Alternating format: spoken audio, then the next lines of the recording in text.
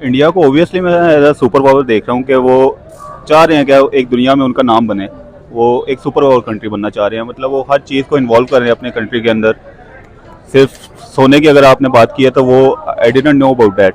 तो ओबियसली बाकी चीज़ें भी हैं जिसमें वो काफ़ी आगे जा रहे हैं, जहाँ पे हम उस पॉइंट में कहीं स्टैंड नहीं कर रहे। तो ख़वातीन वहाँ पे ज़्यादा हैं और उनके पास गोल्ड बहुत ज़्यादा, वो सर्वे करते हैं यहाँ पे गोल्ड बहुत महंगा हो चुका है। हम लोग मतलब हम तो एक तोला भी नहीं ले सकते या अफोर्ड नहीं कर सकते। वो अपने पास रखते हैं, सेव करते हैं, फिर उसके बाद वो मतलब जब चाहें कैश में कन्वर्ट कर सकते हैं इसमें। नमस्कार दोस्तों, आपके लिए और मेरे लिए खुशखबरी है। भारत अरबों खरबों रुपए का सोना खरीदने जा रहा है। इससे भारत की अर्थव्यवस्था बढ़ेगी और दुनिया में 5वें स्थान पर भारत सोना सबसे ज्यादा खरीदने में अपना स्थान रखता है।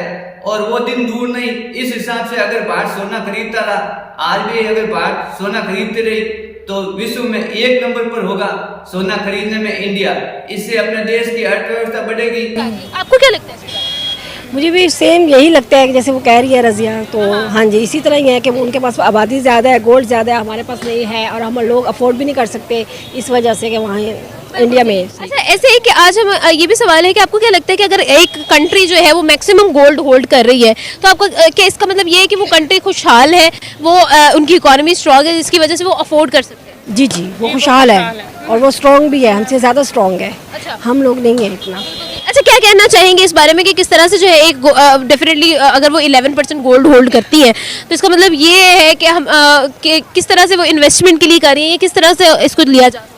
वो मतलब अपने पास रखते हैं, सेव करते हैं, उसके बाद वो अपने वो कैश कर सकते हैं किसी भी वक्त उसे सेल करके। क्या चीज़ इंडिया लेता तो है लेकिन उसका चीज़ें बाहर भी जाती हैं। जब बाहर जाती हैं तो उनका पैसा बढ़ता है। ऐसे अगर हम ऐसे करेंगे पैसा बढ़ेगा, हमारे यहाँ थोड़ी सी महंगाई में कमी होगी तो तभी तो गोल्ड खरीदेंगे। अब इधर तो रिजर्व के पड़े हुए हैं कि जी खाना कैसे, रात को ये कि खाना कैसे मिलेगा। जब तक आपको ये फिक्र रहेगी ना खाना कैसे मिलेगा, तब आपकी नॉलेज, आपकी ये ड्रेसिंग और आपकी ये चीज़ें इम्प्रूव नहीं हो सकती। कहीं भी यूएई वगैरह जाएं तो पाकिस्तानियों को और बंगालियों को अच्छा नहीं समझते। वो वजह वही बेईमानी करते हैं, 2 नंबरियां करते हैं हर जगह जाके। तो इस वजह से जाहिर सी बात है जैसी आपकी रेपुटेशन जाएगी वैसे ही रहेगा आगे। और मार्केट, एक और बहुत बड़ी वजह कि मार्केट बहुत बड़ी है।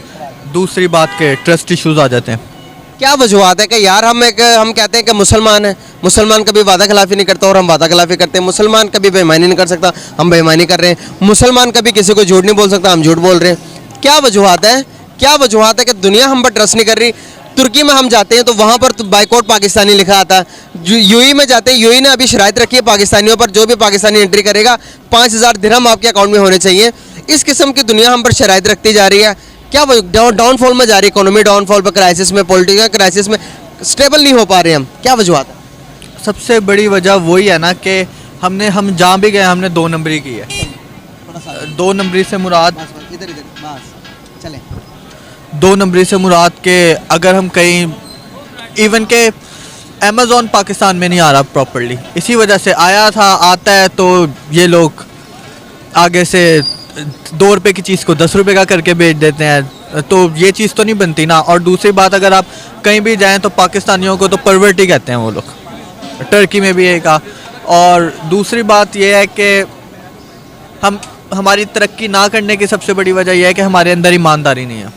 नहीं होता, मेंटालिटी का फ़र्क है। अब यहाँ पे जब हम मैच देखते हैं एडवर्टाइज आता है सुपर बिस्किट का, एडवर्टाइज उस चीज़ का, इस चीज़ का, उधर भी ये एडवर्टाइज आते हैं। लेकिन उधर दूसरी तरफ बायजूस का एडवर्टाइज आता है, उधर दूसरी तरफ ऑनलाइन ट्रेडिंग सिखाते हैं आपको, उधर दूसरी तरफ ऑनलाइन एजुकेशन का ज़्यादा फोकस करते हैं। तो मोबाइल एप्लीकेशंस के आते हैं, मोबाइल एप्लीकेशंस के आते हैं और भी बहुत चीज़ें हैं। तो थिंकिंग का भी फ़र्क है। हम अभी तक वो चिप्स और बिस्किट पे ही फंसे हुए हैं, हम उससे आगे नहीं निकल पा रहे। और दूसरी बात यह है, अगर हमें ये बदगुमानी है कि इंडिया हमसे हल्का है, इंडिया की फोर्स हमसे डबल है।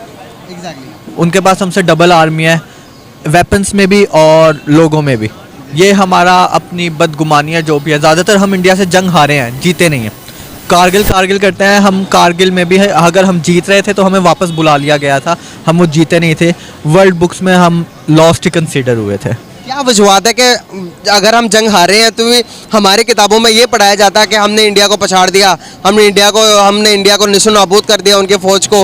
और ये चीज़ें हमें पढ़ाई जाती है कि जब हम आज़ाद हुए तो हमारी 8th क्लास की किताब में भी ये लिखा हुआ है कि जानी दुश्मन जो उनसे सिख और इंसानियत के कत्ल करने वाले हिंदू जो कि इंसानियत के खुले दुश्मन है, इस तरह की किताबों में बच्चों के माइंड में इस तरह के जज्बात, बच्चों के दिमाग में इस तरह की नफरतें डालेंगे तो आप यहाँ पर किसी से भी, मैं इंडिया के बारे में बात करता हूँ कि वो ज़्यादा डेवलप हो रहे हैं तो वो कहते हैं कि भाई वो हमारा दुश्मन है, उसके बारे में बात ना करो। इसको कैसे देखते हैं आप?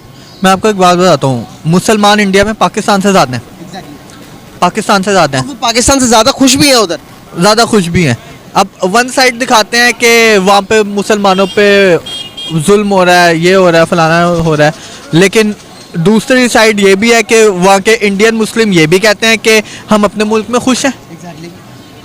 अगर आप देखना चाहते हैं तो पाकिस्तान में आज तक कौन सा हिंदू वज़ीर आज़म बना, किसको बनाया? वहाँ पर अब्दुल कलाम को देखें आप, उन्होंने प्रेसिडेंट बना, प्राइम मिनिस्टर बनाया हुआ था, हिस्ट्री भी है। अब लेट्स सपोज इंडिया में अब हम क्रिकेट ही देखते हैं ज़्यादातर, इंडिया पाकिस्तान नेशन, इंडिया में कितने प्लेयर्स खेलते हैं? मोहम्मद शामी खेलता है, मोहम्मद सिराज खेलता है, ठीक है, 2 से 3 प्लेयर होते हैं उनकी टीम में मुस्लिम प्लेयर। पाकिस्तान में दानिश कनेरिया के अलावा कौन सा हिंदू खेला है? ये नहीं कि उनमें टैलेंट नहीं है, उनमें टैलेंट अगर हो भी, और ये नहीं कि उनको चांस नहीं मिले, उनको चांस उस वक्त तक नहीं मिलेगा जब तक उनको फैसिलिटीज़ नहीं देंगे। हिंदू एरिया अंदरून सिंध में आता है, इंटीरियर सिंध में हिंदू रहता है, जैसे यहाँ पे क्रिश्चियनिटी है वहाँ पे हिंदुइज्म है, तो इंटीरियर सिंध के हालात आप देख लें क्या है, तो उनको कैसे प्रोग्रेस मिलेगी आगे? भाई उन्होंने अंडर वाटर ट्रेन भी चला दी है उनको तो अंडर वाटर ट्रेन का सोच के हम कहेंगे यार पानी के नीचे से। और हमारी जो अभी ऑरेंज ट्रेन बनी है उसमें अभी पिछले दिनों खबर आई थी कि उसका हंजरवाल से लेके समनाबाद तक का जो ट्रैक है वो अभी खतरे में। दोस्तों, भारतीय रिजर्व बैंक ने 2018 से अपने बैंक में सोना रिजर्व करना शुरू किया। 2018 में भारत के पास 560 टन सोना था और 2022 तक 800 टन सोना भारतीय रिजर्व बैंक में था, और अभी हजारों अरबों खरबों रुपए का सोना भारत और खरीद रहा है। इससे भारत की अर्थव्यवस्था में को मजबूती मिलेगी और डॉलर की मोनोपोली कम होगी। और डॉलर की मोनोपोली सिर्फ सोने से ही कम नहीं होगी, अगर अपने भारतीय रुपयों में ट्रेड चालू होगा तो ही डॉलर की मोनोपोली कम होगी और अमेरिका पर निर्भरता हमारी कम होगी। तो इसीलिए भारतीय रुपयों में अभी 18 देशों में ट्रेड हो रहा है।